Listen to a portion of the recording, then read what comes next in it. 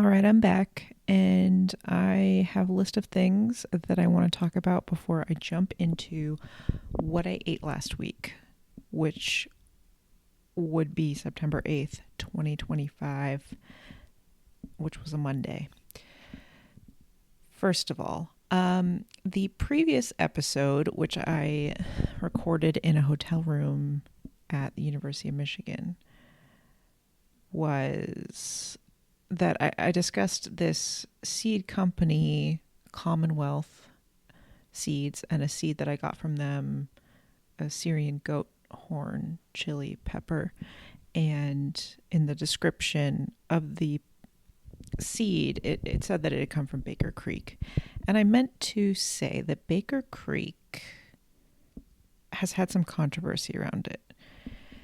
And I should have probably done more research before deciding to bring this up because, I don't know what's true. Let's just say all this is alleged. But I will say, just from an outside perspective, Baker Creek is a seed company where something feels wrong. If you've gotten their catalog or even just been on their website, maybe seen a video that they've made, I think they're on TikTok, something feels wrong. There are too many children around. The children are always photographed in the catalog. It feels a little bit exploitative. We do not know where these children are coming from. There seem to be two adults and there's a man who is really the face of the company. And he looks like and acts like if Diplo really went off the rails and ended up in the mountains somewhere. I don't remember what the controversy was. I mean, some people might argue that it's culturally exploitative. They are finding seeds from around the world, rare seeds from around the world, and selling them. I have gotten a lot of great seeds from them, and it's great that they are keeping up these rare seeds and growing them and making them available to people. Are they profiting off of it? Probably. So that's a tricky one. I don't know what the controversy was if it was related to some sort of abuse. But that's, I just don't remember, and I'm not going to say that that's what it was. Anyway, something does feel off about it. Who does this guy remind me of? He reminds me of the Dwight character in the British Office, who also plays a pirate in Pirates of the Caribbean, mixed with Diplo, mixed with maybe a Tom Green energy, mixed with someone you'd meet at Burning Man, hula hooper, juggler, who lives out in Portland somewhere. I'm not sure. But maybe someone who's worked for the circus. Okay. So I just want to throw that out there. I do like their seeds, though. They have their catalog is super interesting in a lot of ways. Okay, next thing. I was on TikTok and I saw a post. Now, if you've listened to any of my episodes before, you know that I am a huge advocate of eating ice cream for lunch. And I saw a TikTok the other day from username, this is one word, username luxury makeup skincare life. This person was eating a chocolate ice cream cone for lunch. And I appreciate her supporting the cause. I would like to know more about where this ice cream was from. I tried to look in the comments and do a little bit more research, but unclear. It was a 340 calorie chocolate ice cream that had 8 grams of protein. And that's really all I know. It looked delicious. It looked smooth. It looked like a soft serve. The other TikTok food related tidbit that I'd like to bring up is, I think I talked about this on a previous episode, but the bean and cheese burrito reviewers of America. This is happening in a number of major cities. I've seen a lot of Chicago, a few New York reviewers, people who are going around and finding the best bean and cheese burritos in their neighborhoods and trying to figure out which one is the best. As a bean and cheese burrito fan, I'm applauding this effort. I'm writing down the best ones. I'm putting it on my Google map in case I need a bean and cheese burrito the next time I'm in one of those major cities. I grew up going to Taco Bell with my dad, and he imparted his love for the bean and cheese burrito at Taco Bell onto me. When the first time I went to my local Taco Bell, I ordered a bean and cheese burrito, and they said, "What?"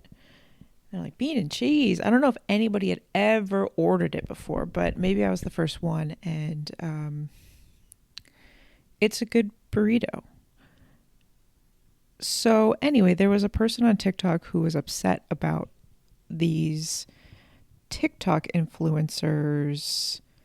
I don't remember the term she used. Maybe gentrification, or why was she mad? She was mad that these TikTok influencers were using such a simple food from small restaurants to build their following. And she said, it's just an everyday food. You can make it at home. There's no reason that you need to be, exploiting this for your own gain. I guess I could agree with that argument. I also feel like we're celebrating a simple food product, and these small family restaurants are now finding another audience, maybe. I, as someone who's worked in restaurants, know the power of a television review, or, in 2025, a TikTok review. It really does bring the foot traffic into your restaurant.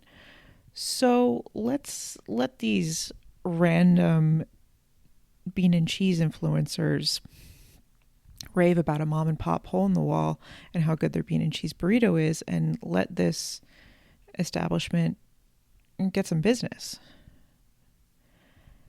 I don't know. I'm sure you could look at it a number of ways, but that's just my immediate thought. All right, let me get into it. September 8th, 2025. It was a Monday. 6:30 a.m. Counterculture coffee with half and half made at home. 8 a.m.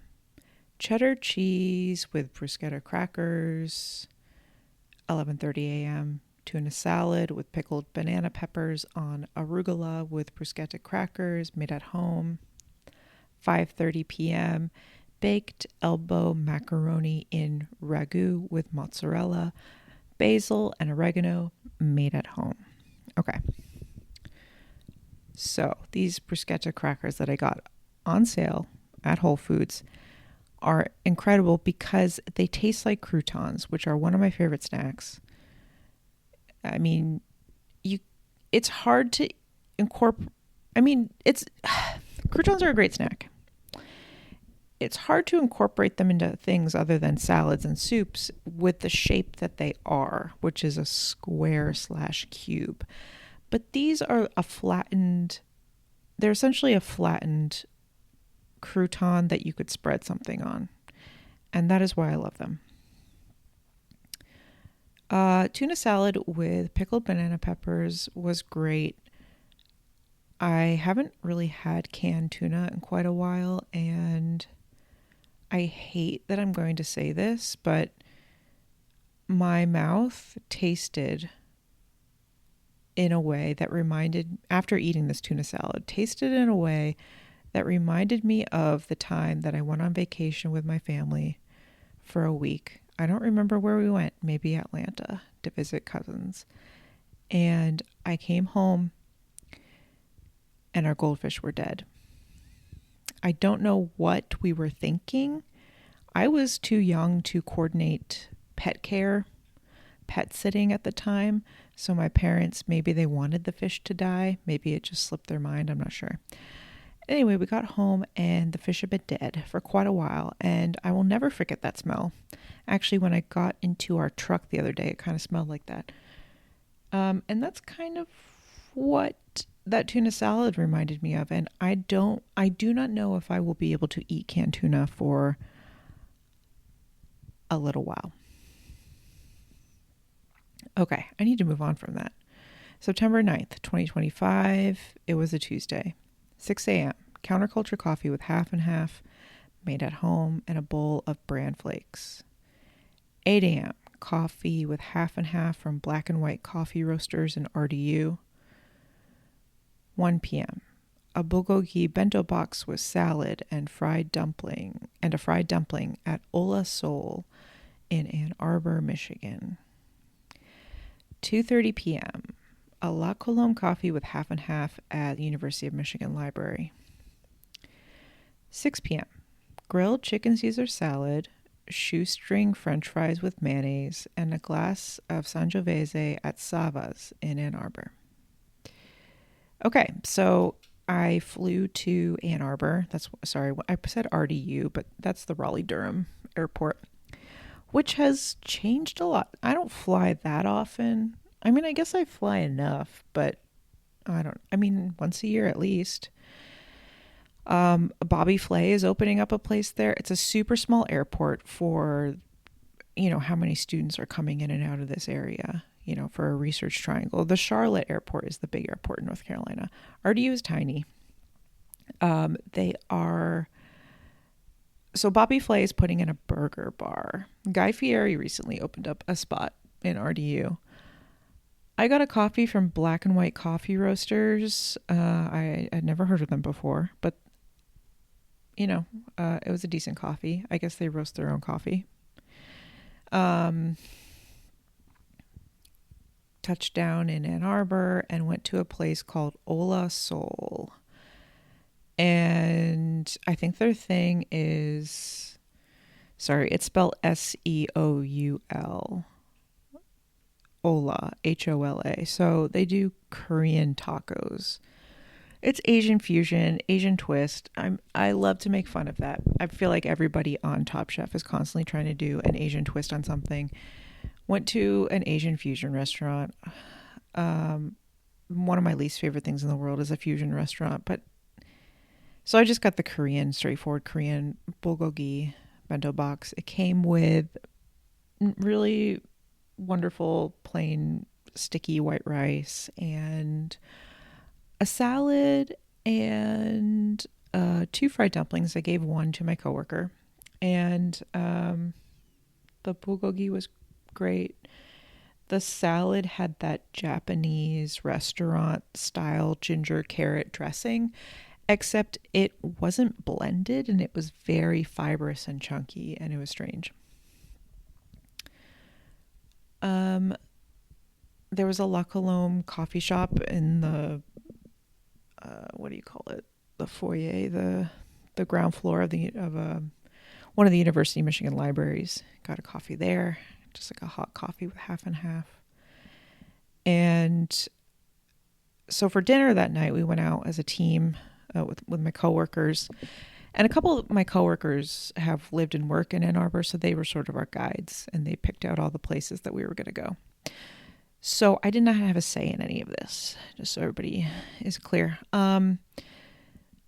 So they were debating between Mani's and Sava's, and we ended up going to Sava's. I really did want to try Mani's. The consensus was that they had better food, but it was louder and the seating was more uncomfortable, so we ended up going to Sava's. And it was fine. I mean, it had one of those menus where it's like, what cuisine style are you doing? They had like American food. They also had like fish tacos, some Mexican stuff, it was just all over the place. And at a place like that, I'm like, I don't know what's good here. What cuisine are you trying to do?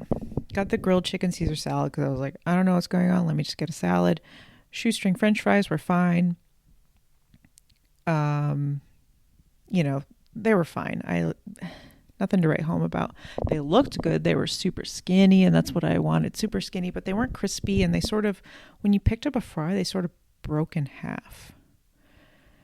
They had this really nice dusting of like herbs. I thought it was going to be like a garlicky herb. I love like a garlicky herb Parmesan fry. A little bit of a letdown. And then I had a glass of Sangiovese. I wish I remember. I didn't take a picture of the menu, so I don't know what Sangiovese exactly it was. But the last time I went to the Raleigh wine store, that's what the guy recommended. If I want if I want a wine that feels like I'm stripping the enamel off my teeth, really tannic. So I went with his recommendation, and it was fine. It was a little acidic. It was a little tannic. Overall, maybe not the best pairing with a grilled chicken Caesar salad and shoestring fries, but it was a decent wine. Okay. And then I walked around a bookstore for the rest of the night. I forget what it's called, but it's a used bookstore sort of on the main drag. Donovan's? I forget. But I'd been there before. It's a great place to just browse. They have rare books, used books, and I got a really strange... They have a good cookbook section. I got Galloping Gourmet. Really weird book where the spine, it looks like someone pasted photographs on the book. A really weird, creepy picture of a wine glass on the spine that looks like it was glued on. The photographs were amazing. The book was so big that I couldn't fit it in my luggage and I couldn't bring it home. I left it in my hotel room and I'm upset about it, but I'm sure I could find it online somewhere. And then one of my colleagues offered to take us out for ice cream, which I was so excited about, but nobody else wanted ice cream. So we just walked down to the river instead. So I didn't get to try any Michigan ice cream, which was a huge disappointment. I really just should have gone with my coworker and gotten ice cream together, but what can you do? I think when you're in a group situation, a bunch of people are like, no, I don't want ice cream. I'm full. I should have just, brushed it off and gone with it, but it makes you sort of feel disgusting when you're like, yeah, let's get ice cream after everybody is trashing the idea so harshly. Okay, September 10th, 2025. It was a Wednesday, 9 a.m. Cold brew coffee with half and half and a ham croissant at Cannell in Ann Arbor. 10 a.m. A pour over coffee from Comet Coffee in Ann Arbor. 1 p.m. Fish and chips with coleslaw and tartar sauce at Knight's in Ann Arbor. 3 p.m. A cup of coffee at Casa Dominic's in Ann Arbor. 6 p.m. A mango spindrift from Zingerman's in Ann Arbor.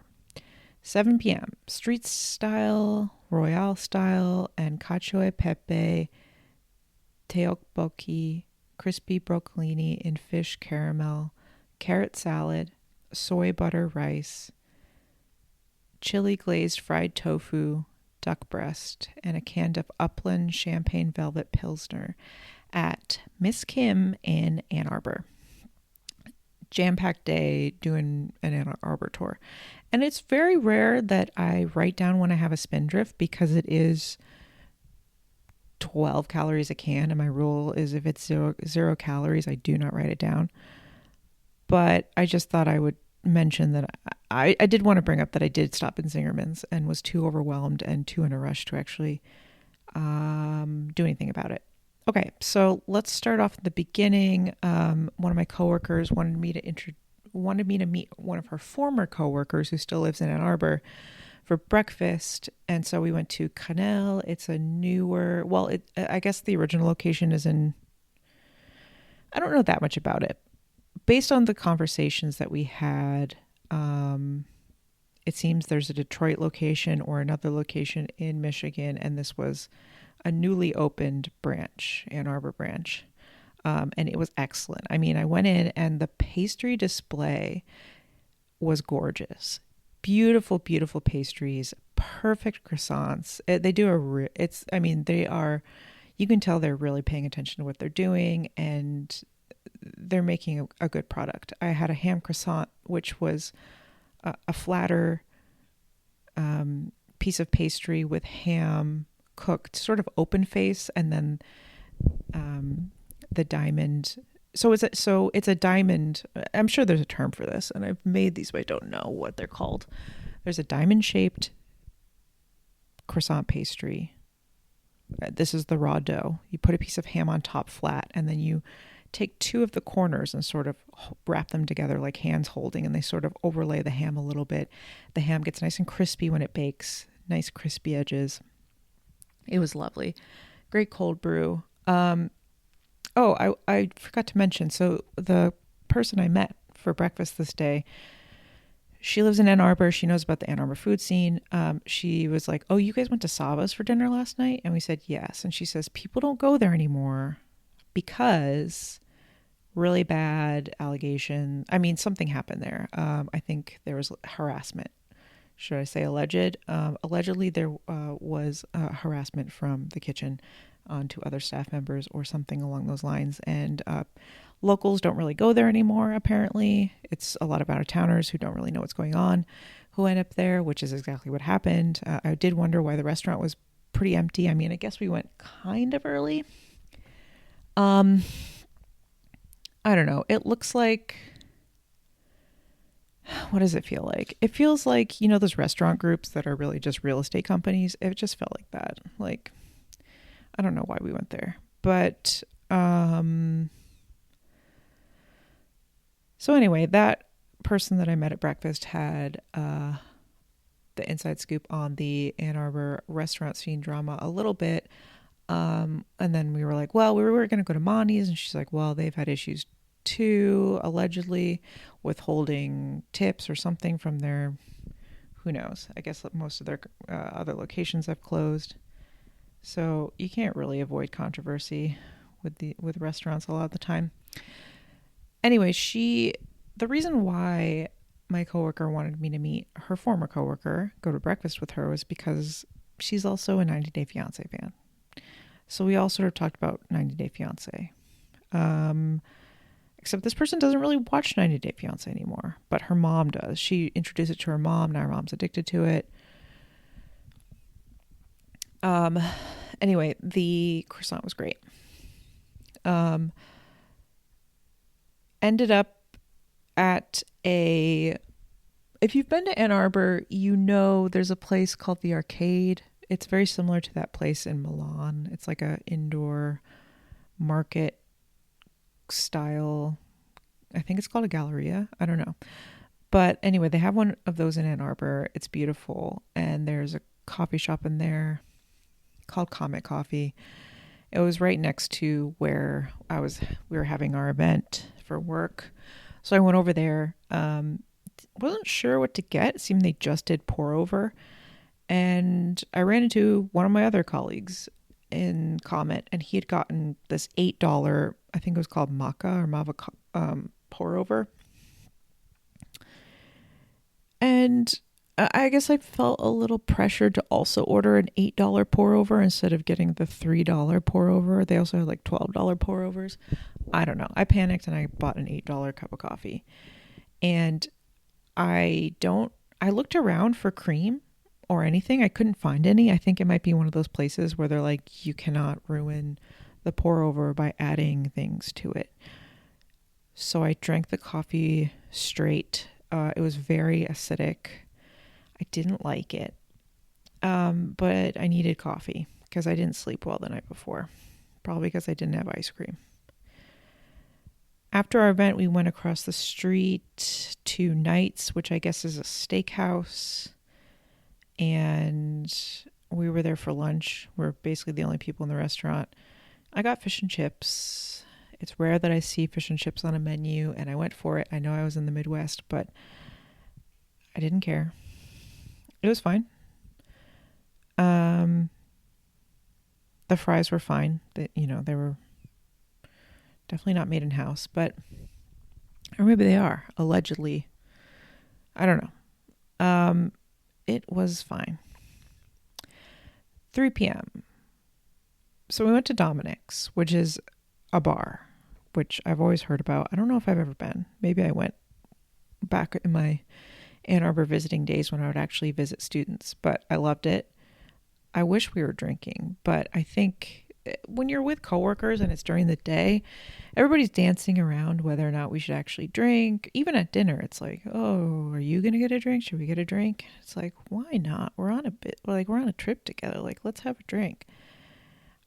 I think we went into Dominic's thinking we were going to get a drink, and then one person ordered a lemonade, and then I think the rest of us were like, okay, I guess we need to drink a child-friendly drink. We were not with children, but you know what I mean. So my two coworkers got lemonades. I got a cup of coffee in the smallest coffee cup I have ever seen. No refills. It was a beautiful little vintage milk glass coffee cup with brown stripes, and sat outside, drank lemonade and coffee. Ended up walking around the Arboretum, got massive blisters on my feet. I was dying of thirst. And my coworker and I were walking to Miss Kim's for dinner, stopped and got a mango spindrift from Zingerman's. He was like, yeah, you can get free samples of anything you want. And then he kept asking people for free samples, and they're like, yeah, we don't do that. It was so overwhelming. I could have spent an hour in there, but we had like 10 minutes before we needed to go to dinner. So I really wish I had spent more time in there and gotten some things to bring home as a gift, but it was too overwhelming. I also thought that, well, I was told, and I've seen this in a different airport before, that they would have Zingerman's products available in the Detroit airport, and I could just get something there. They do have a Zingerman's in the Detroit airport, but it's really just for sandwiches. They didn't have anything that I could have taken away that was Zingerman's brand, that was shelf stable.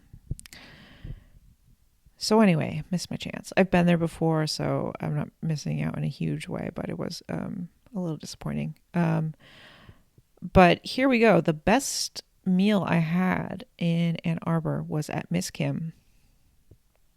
So if you don't know what that is, from what I've heard, it is a Korean person who studied culinary arts in Italy and opened this restaurant. It seems I think they were supported financially by Zingerman's. I don't think Zingerman's owns them, but there's some sort of tagline on it that implies that Zingerman's is an investor. So anyway, the crispy broccolini was outstanding. It was like a 14-person dinner, and we ordered a bunch of sharing plates, and it was just very difficult to really eat a lot of what I wanted. I did end up leaving full, which was great, but I really just wanted a whole plate of that crispy broccolini to myself. It was divine. And actually we got the vegan version because someone was a vegetarian, and it was just, I mean, I don't know what the true version tastes like, but it was incredible. So that was a top fave. We got crispy potatoes for the table, but they never made their way to me. So the crispy rice batons, the tteokbokki, those were amazing. Like such a beautiful chewy gnocchi. The cacio e pepe version was great. The Royale style was a soy-based sauce, a deep umami. It was wonderful. And then it came with these sort of trumpet mushrooms that were soaked in the soy.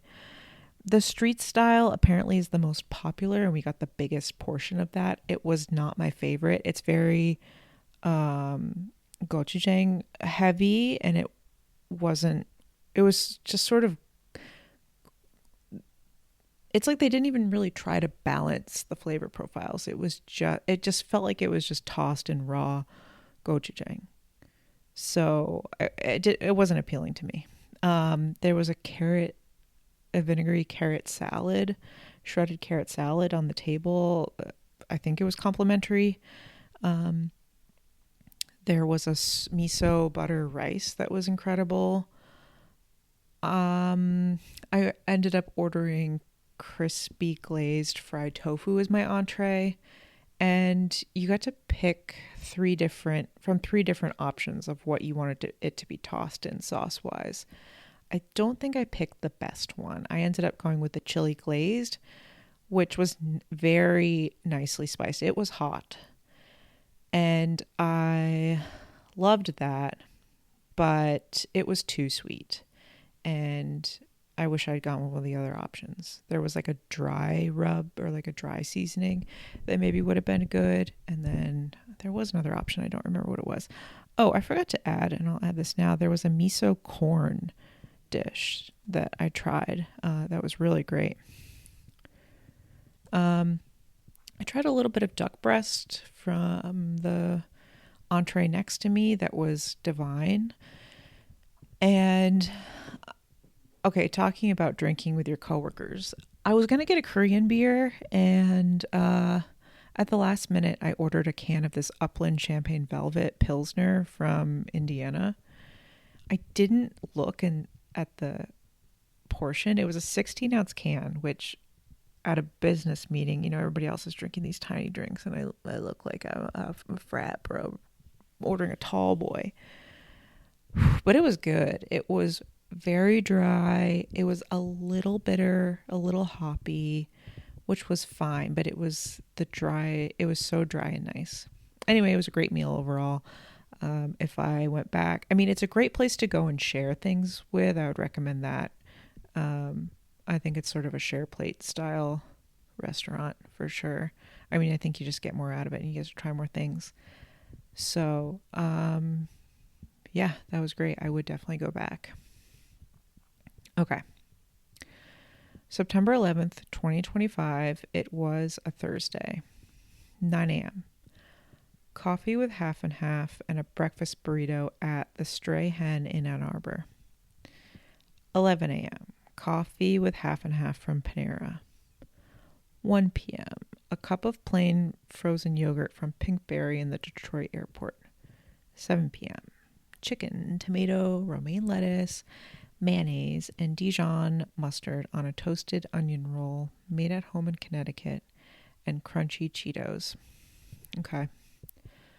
So went to the Stray Hen for breakfast. It's a huge restaurant. It feels somewhat college student oriented. Apparently it's gone through 3 or 4 different iterations and had different names. It was fine. The breakfast burrito, it was fine. It sort of came very plainly. You needed to pay extra for any type of meat or avocado even. And it came with some salsa and some sour cream. It was fine. I actually saved half of it and then downed the other half at the airport. What else? I mean, my coworker next to me got like a parfait that was served in a giant soup bowl. It was ridiculously sized. I think everybody's food looked good, but I don't know if I'd recommend it. I think it's a great place to go with like a large crowd of people and you don't really know. It's a good place to go with strangers, I guess. It's a very neutral. It feels like a fast food place it feels like going to McDonald's, but it's a breakfast spot. All right, so then we had to go to University of Michigan for another talk presentation, and they had coffee from Panera, so I had a cup of that. I think there were like macaroons as well, which are not my favorite, so I did not eat any of that. Got Pinkberry at the Detroit airport. I think I was talking a few episodes ago about how I miss Pinkberry. I think it's gone. It doesn't exist anymore. I miss it. I'm sad without it. And I somehow willed it into existence, and it still exists at the Detroit airport. The Detroit airport is a lot bigger than I thought it was. It is very, very long. Terminal A is so long. But I had some time to kill, and I looked at the map of all the places you can go in the Detroit airport. almost went to another terminal to go to Chili's because that's my favorite airport spot and also just favorite restaurant. But I saw that there was a Pinkberry and I thought, if not now, never. And actually, I just downed the other half of the breakfast burrito. I was like, I could eat more, but I could just eat Pinkberry. And I just got a small cup of plain frozen yogurt. It was $7. It was delicious and icy and smooth and creamy. Icy and creamy at the same time. I ate it and I could have eaten 6 more bowls of it. It was so perfect. I don't know why you can't find it anywhere. Brought it up to my sisters when I was home, and I don't know if my sisters have ever even had Pinkberry, and I feel, well, one of them has, but I was shocked. Okay, then I got home, and I don't know if this is a regional thing, but onion rolls, a grocery store onion roll. Stop and Shop is the grocery store of New England, and they have these onion rolls. I think they have them in Chicago. I don't know if I see them around where I am, but it's like a roll that has onion flecks on it, and they kind of burn and get all sweet when you toast it. I don't know how to use toaster ovens. Apparently I accidentally toasted my onion roll twice because I thought I hit off, but I just hit start again. So I had a very crunchy onion roll with my crunchy Cheetos, which I think are the best Cheetos. And that was like a deli chicken that I had. Tomato, romaine lettuce, mayonnaise, Dijon. Yeah, very simple. It's good. Okay, and again, ice cream for lunch. Plain frozen yogurt from Pinkberry for lunch. So I'm a little bit staying on brand there. Okay, September 12th, 2025. It was a Friday. 9 a.m. Coffee with half and half from Starbucks and a chicken, tomato, onion, romaine lettuce, mayonnaise, and Dijon mustard on a toasted onion roll made at home in Connecticut. 1 p.m.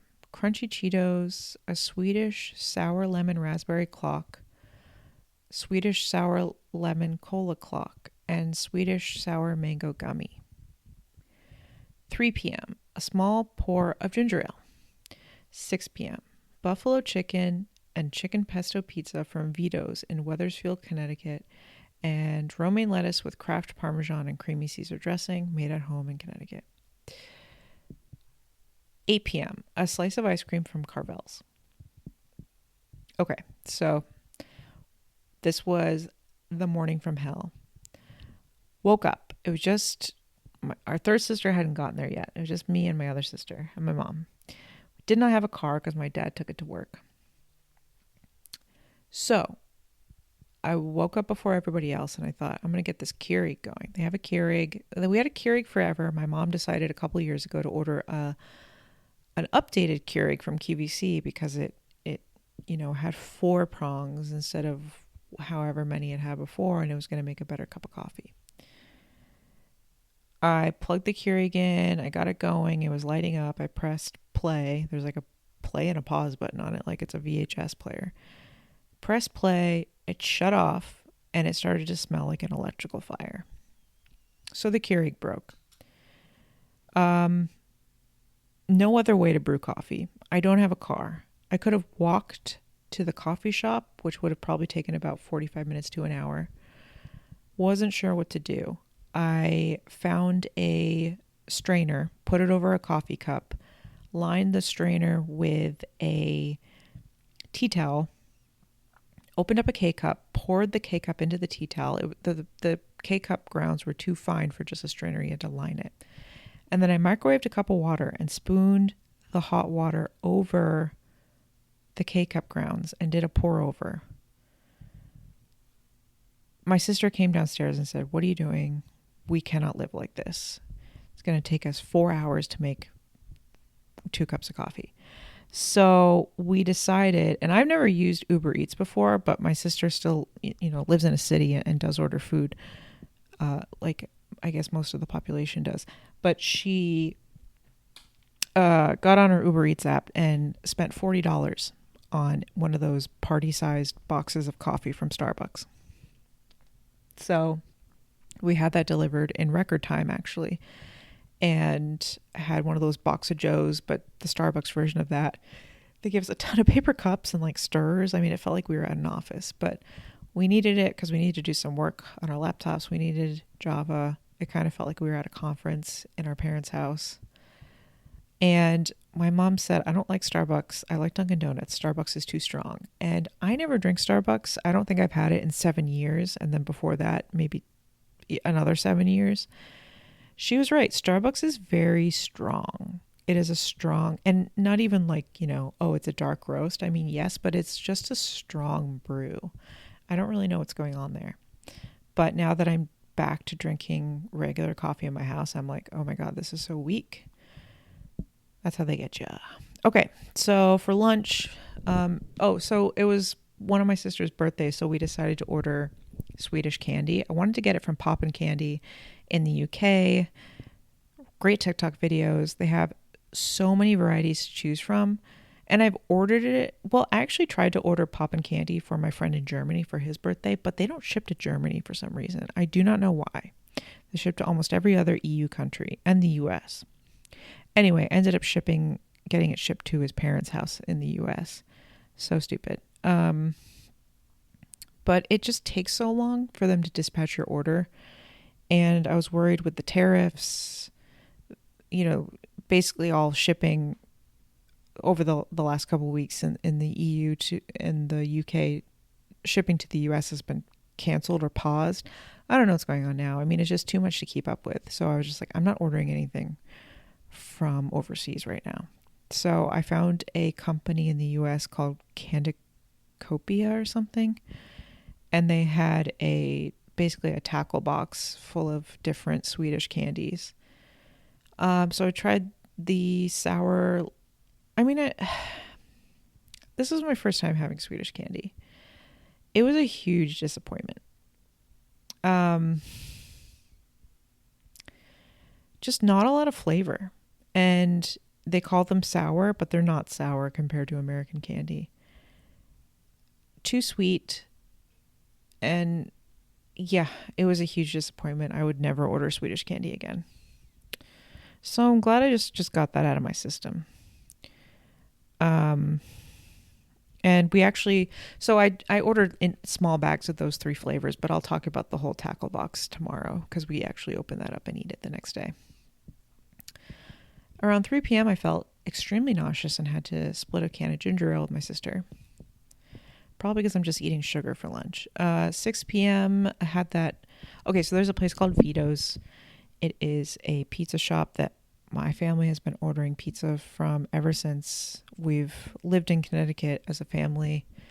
When I was about 4 or 5 years old, one night we ordered the chicken pesto pizza. It comes with full tomato slices on it. It's great pizza. The buffalo chicken pizza is amazing too. It has blue cheese on it. It's nice and spicy. They write buff chick on the box, so that's always fun. So we ordered a buff chick and a chicken pesto. Okay, so for over 30 years, my family's been ordering this chicken pesto pizza, which is crazy because let me tell you the story about it. Ate it one night, and the next day I went to the DMV with my dad. I was 4 or 5 years old, maybe even 3, and we were waiting in the line at the DMV forever. My dad was finally next in line. And I didn't feel right. I was running around in circles. I knew something was wrong. I couldn't sit still. And I said, can you pick me up? And he picked me up. He was next in line for the DMV. I threw up all over him. I threw up that chicken pesto pizza from Vito's all over him. And I threw up a whole slice of tomato and it went in his pocket, in his shirt pocket. Anyway, that's how good the pizza is. We're still ordering it. It's not like the best pizza you've ever had. It's not New York style. It's a little bit chewier and denser and fluffier at the same time. It's breadier.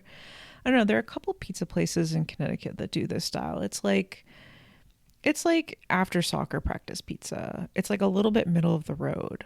Bready, cheesy, like a more bready New York style. Somewhere in between like a Detroit style and a New York style. And sometimes it's cut into squares. It's just like you're having a bunch of people over, get the middle of the road pizza. That's what it is. And it's great. The chicken pesto pizza is very oily, I will say. And I was upset that we didn't get a pizza with a tomato sauce. I don't like these weren't white pizzas, but I don't like ordering multiple pizzas that don't have a tomato. I think you need that balance. But it's okay. And, it was my sister's birthday and my dad's birthday and kind of my birthday. So we wanted to get a cookie puss cake from Carvel's. My youngest sister said, "What did you just say?" If you don't know what cookie puss is, it is a cake from Carvel's, like Fudgy the Whale. It's like a cake that has like cookies for eyes. And anyway, our local Carvel doesn't take special orders, so we just got a regular ice cream cake from Carvel. It's okay. I mean, it's pretty good. The frosting is super whipped, and it reminds me of cheap grocery store cake frosting, but not the good kind that's like icing and like really thick and sweet. It's like maybe like Mexican pastry, Mexican bakery, more whipped cream than frosting. So, it was fine. Yeah, I made a great Caesar salad with that Marie's dressing. I think it's a refrigerated bottle. And my dad has like a family-sized pack of Kraft Parmesan in the fridge. Like a true freak. And some romaine lettuce. It's just a really good cheap side salad to go with all that pizza. Yeah. Okay. September 13th, 2025. It was a Saturday. Oh, one complaint about the Carvel's cake. Usually, so it has those crunchy chocolate bits in the middle. And I remember them growing up being so crunchy and the best part of the cake, but they were super soggy. So I don't know what's going on. If we got like an old cake or they're not making the cakes the same way. September 13th, 2025. It was a Saturday, 9 a.m. Leftover Starbucks coffee with half and half and Bub's Swedish candy. 11 a.m. Apple fritters at the Old Cider Mill in Glastonbury, Connecticut. 1 p.m. Leftover pizza. 6 p.m. Chips and skillet queso, a Nashville hot Mott's, a Big Mouth burger bite, and 2 mango margaritas at Chili's in Glastonbury, Connecticut. Okay. So, yeah. Saved a bunch of that coffee from Starbucks, and it was really good cold with some ice and some cold brew. No complaints there. I put it in jars. I didn't have tops for them, so I put rubber gloves over them.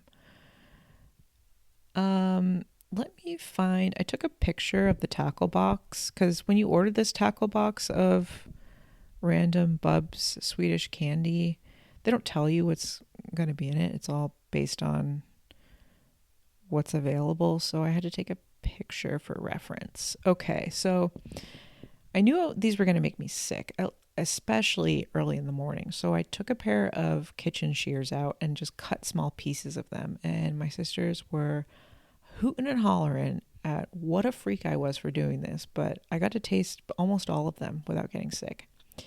So I had these like milk bottles that were maybe strawberry banana, a watermelon skull, a teddy bear that was probably pineapple flavored, had these jelly filled bomb type things that were pink with blue bottom, had these like raspberry boats, Bub's pomegranate flavor, I think, had the Bub's pear, had the Bub's skull that was maybe raspberry lemon flavor, caramel banana Bubs. I didn't actually try those.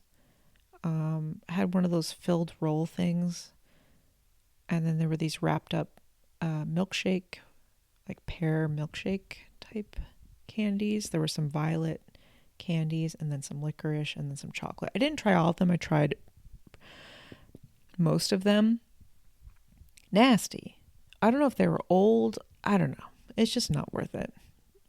Whoever did the marketing for this and got this popularized is a genius, because nothing to write home about.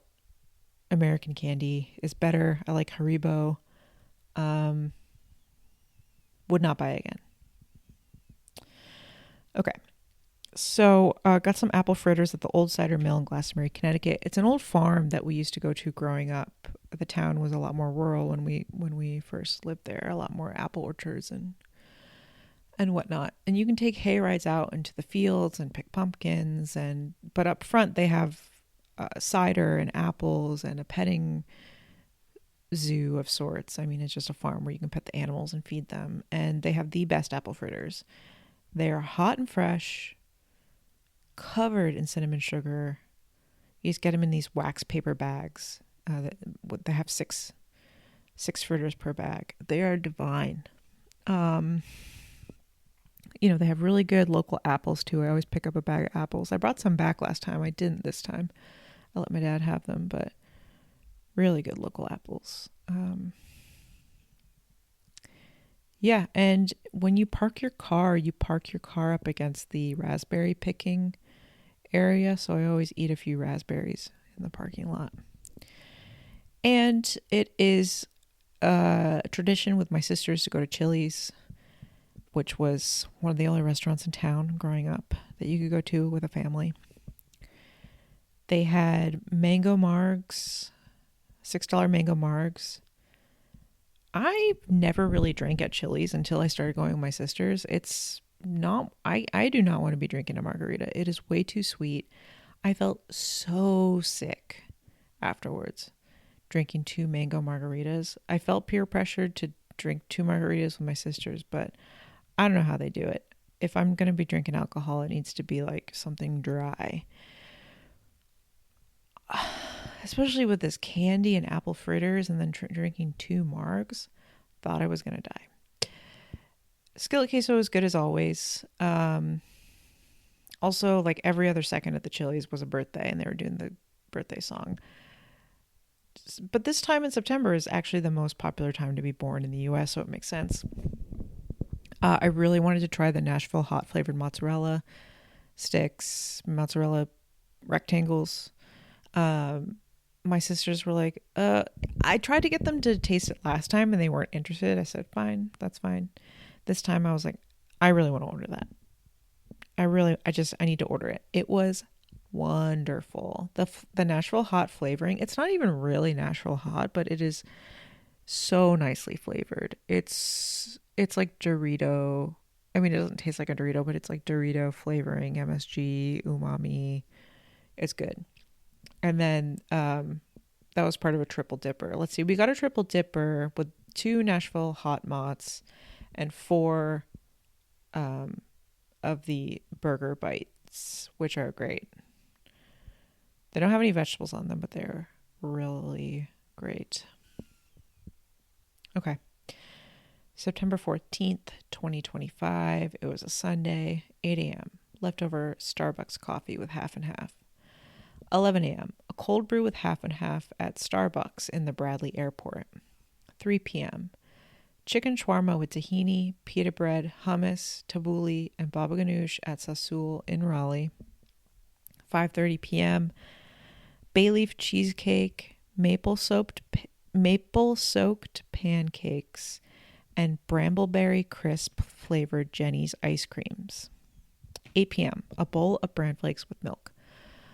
This was a travel day, double Starbucks. I mean, drinking a double Starbucks at the airport on an empty stomach really makes you realize how strong of a coffee it is.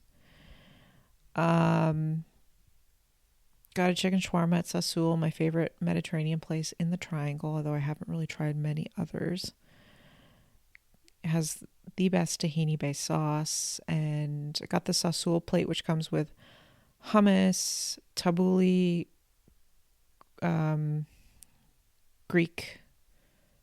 grape leaves, baba ganoush, and it has olives and olive oil drizzled all over it, and they make their own pita, and they give you a big bag of fresh whole wheat pita.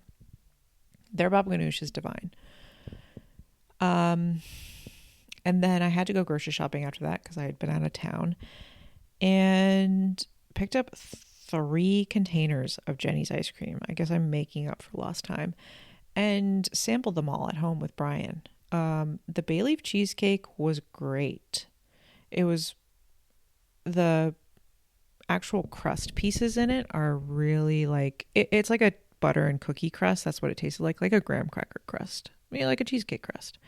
Really buttery though, and really great. I would say mixing the bay leaf cheesecake with other flavors, like for example, I was eating the maple soaked pancake flavor last night, which was great. But then I switched to the bay leaf cheesecake, and it was overwhelming. I think it's better if you eat the bay leaf cheesecake first. Not that you're going to be doing this, eating 3 different ice cream flavors in one night.